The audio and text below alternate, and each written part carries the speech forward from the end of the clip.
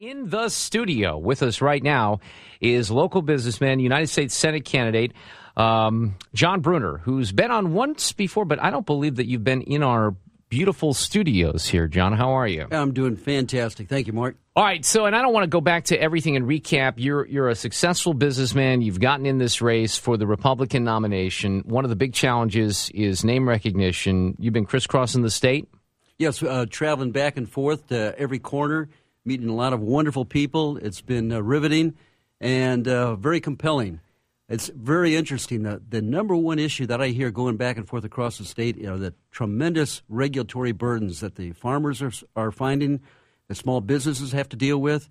I mean, people are just saying, if government could just back off, we could get back to work. You know, we Dave Spence was in here yesterday, who, I don't know, have you met Dave before? I've met him a couple times, yes, I have. He's running for governor. It's interesting because both you and Dave Spence are successful political outsiders. You have, and I can't remember, have you run for anything before? No, I haven't. No, this is the first time, right? Yes, sir, right. And you're in the United States Senate race against I've referred to her as a popular incumbent because people know who she is, although clearly she's vulnerable, Senator Claire McCaskill, if you were to be the nominee. But let's talk about some of these issues that are clearly going to be at the forefront of this election next year.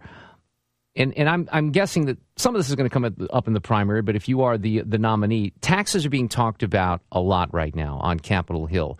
And one of the plans that Senator McCaskill came out with yesterday with a Republican, Susan Collins, is a plan to create jobs, which includes a surtax on millionaires and billionaires. John Brunner would stand where on a plan like that? Well, you know, it seems like too often the answer is to increase taxes. And it doesn't matter where the taxes are coming from. The real issue is the spending. I mean, the spending has really gotten us out of control. It's got us into debt. As a former Marine, I took good notice when Admiral Mike Mullen, chairman of the Joint Chiefs of Staff, said that our greatest threat to our national security is our debt, our greatest threat. And this maneuvering on the edges here is not going to do it if we don't really aggressively deal the spending problem. The president, though, is not backing off on this, and neither is Senator McCaskill. I mean, they think they have a winning issue, John, with what I would refer to as class warfare, because, and it does poll well, where people think that millionaires and billionaires don't pay what's referred to as their fair share. And what they'll say is that you can't solve the fiscal mess that we're in simply by cutting spending. Do you think we can? Well, of course I think we can. And if you go back to 2004 and look at the revenues and look at the spending issues there, that we had a pretty good government back there in 2004. But again, I think the problem, as I look at it, is that we have the career politicians more interested, frankly, in the reelection in their career and scoring political points than doing what is really best and what is right for the country. And I know as I was looked into getting into this race, and now that I'm active and I'm full in on this race, I've looked at the issues that we really need to get people in office that are considered what's best for Missouri, what's best for America, and politically they may not be the right move. But what Senator McCaskill, by the way, thinks that she's that person. She really does, because she has gone against her party occasionally, but on the big issues, she's been right down the line with the president. Well, but she'll sell herself, and you know this. Right. I mean, she'll sell herself as someone who's more independent. Exactly, and here's the problem. And I go back to a real lack of leadership, both in the White House as well as in the U.S. Senate here.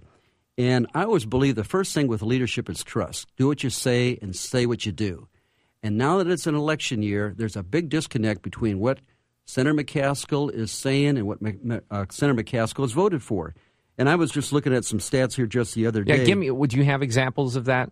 Well, you know, let me give you the percentage. McCaskill, and this is a little bit old. It's only October 1st, 2011.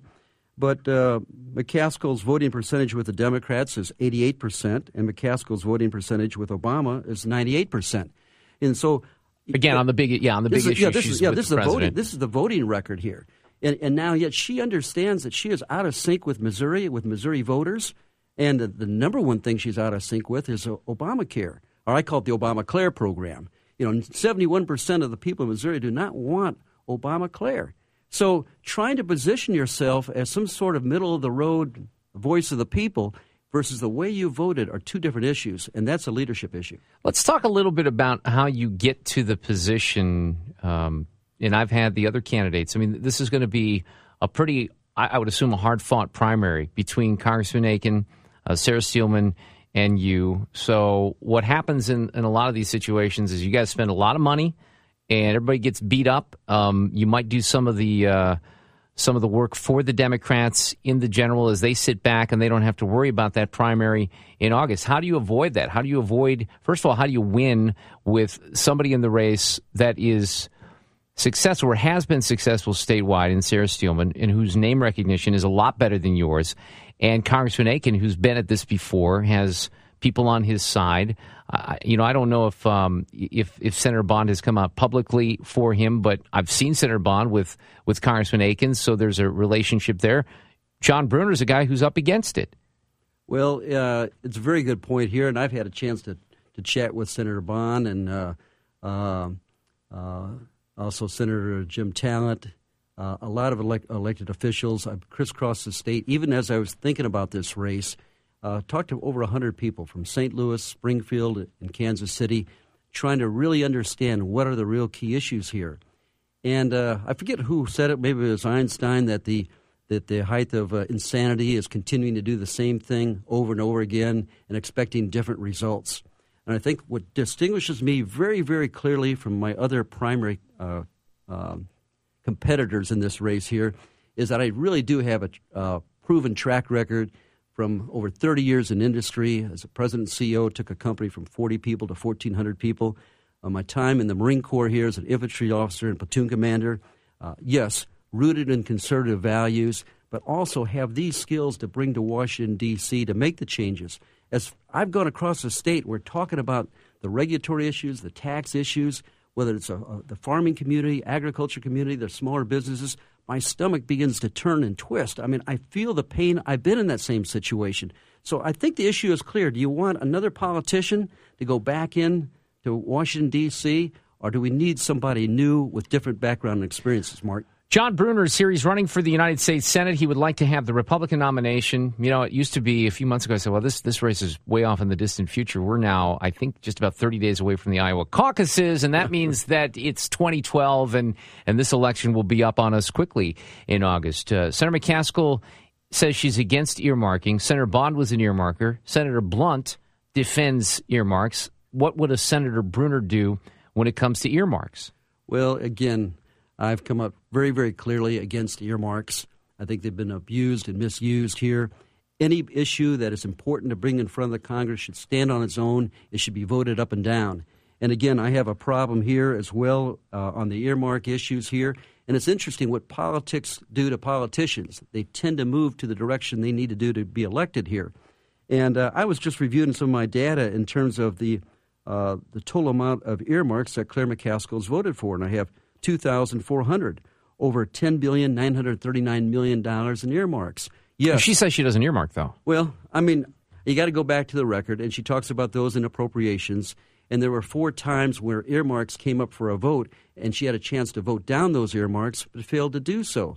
Again, I would challenge everyone. So you're drawing a distinction between casting a vote for those that might be in an appropriations bill and doing it herself. That's correct. But more importantly, when she had a chance to demonstrate leadership on 4 different occasions, tattoo removal in California, lighthouses in Maine, a number of earmarks were brought up in an amendment to be removed, she voted down the amendment to remove the earmarks. And this is an opportunity, when I go back in terms of the leadership, if you're against the earmarks and there's an opportunity to vote down earmarks, you ought to vote down those earmarks. Again, do what you say and say what you do. It's important to have that kind of leadership here in the Senate in order to get the jobs done. You can't lead if you're not consistent. If you were in the Senate right now, one of the issues that they're talking about, there was a vote last week, and I expect there'll be another one, is this extension of the payroll tax cut that the president wants, that Democrats want, and some Republicans want too, but there's a disagreement on how to pay for that. Senator Blunt says, he told me last week, he didn't really think that was a good idea, period. Where would you stand on that particular issue? Cutting the payroll tax last year, 2% cut. The president wants to take it further and also extend unemployment benefits. So to give a real-life example of how you would vote on that issue, where would you be? Well, first of all, take a step back and look at the big picture. Why do we keep kicking the can down the road, and why do we get ourselves into a situation where we have to do knee-jerk reactions to all these issues that come up? There's no plan. There's no budget. The U.S. Senate hasn't had a budget in 940-some days. How do you run the U.S. government without a plan? How do you run a company without a plan? Your own family has to have a budget. And I sympathize and I empathize with those that are out of work, and it's these kind of failed policies that has caused the unemployment. I look at people right now that they're hurting, and I would support extending those tax cuts here because people are hurting. But that's not the answer. This is just short-term fixes, and we got to get ourselves out of the short-term fixes and come up with a plan. But you would vote for a cut in the payroll tax as it's presented. A lot of the Republicans say we want to do that. But, for example, Senator Coburn says, and I think this is a good idea, means test for Medicare. This is a Republican idea. So make wealthy people pay more for Medicare. Is that something you would support? Well, again, you'd have to take these issues and lay them on the table here and say, first of all, if we don't deal with the seriousness of the problem and understand what the problem is and don't bring people together to solve the problem, we're going to continue to be fighting on both sides of the aisle. It'll be a political football. We got to get out of the political football issues and say, how can we work together to get these problems solved? I mean, it's absolutely amazing that you have all these people here that can't get the basic policies done, basic plans, and think ahead. We got to think ahead. John Bruner's here. He's running for the United States Senate. Hang tight. We're coming back with more in a moment. John Bruner is here, and he is the CEO of Vi. John, that's the name of the company, right? Yes, I'm no longer CEO. I've stepped retired aside from the business right now. Right. But you're a successful businessman running for the United States Senate, just in case people aren't familiar. Now, this has been a great national political story with Ron Johnson in Wisconsin. I bring it up because I think there are some parallels between what you're trying to do here. He tapped into something when he beat Russ Feingold last year that I think surprised a lot of people who follow politics. And I, having spent 9 years in the People's Republic of Wisconsin, was on vacation during that election year. And I went up there and I started seeing these signs. I'm like, who is this guy? And then I started following him a little bit and found out. And he put this brilliant ad out, and it sounded like this. There are 100 members of the U.S. Senate. 57 of them, including Russ Feingold, are lawyers. That would be fine if we had a lawsuit to settle. But we have an economy to fix. There are 0 manufacturers and 1 accountant. It's no wonder we're losing jobs and piling up debt. I'm not a politician. I'm an accountant and a manufacturer. I know how to balance a budget, and I do know how to create jobs. Now, that's something we could really use. I'm Ron Johnson, and I approve this message. And he won that race the whole time, by the way, visually. He's standing at a dry erase board. It was a brilliant ad, and it tapped into something. Now, you've had a chance to get to know Ron. Is it fair to say that you're modeling what you're trying to do here after what he did in Wisconsin? I mean, it's not really modeling as much as being inspired. Being in a manufacturing business for 31 years, I've been in for 33 years. I was interested in his motivation, what he did, and his focus. And we had a chance to chat, and he said, John, have you ever tried to get anything done with 57 lawyers around the table?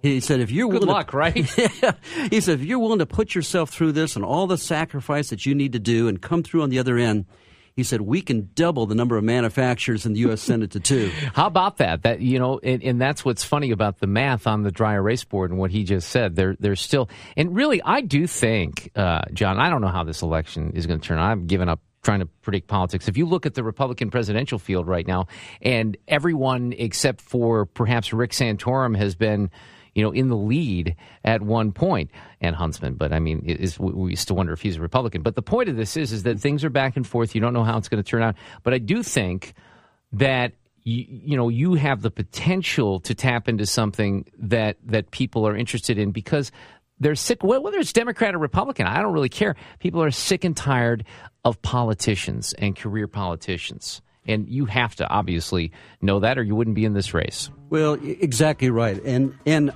I was just on the other side of the fence here thinking about what's going on and was really concerned. And I said, for far too long, our career politicians are spending away our future.